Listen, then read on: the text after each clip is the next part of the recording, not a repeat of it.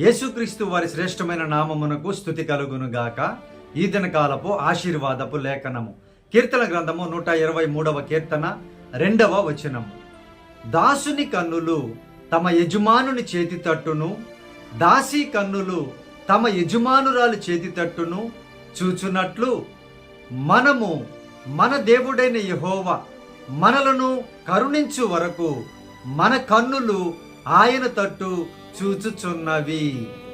ప్రియమైనటువంటి దేవుని బిడ్డలారా, యజమానులుగా ఉన్నటువంటి వారు ఏమైనా ఇస్తారేమో అని పనివారు యజమానుల తట్టు చూస్తూ ఉంటారు.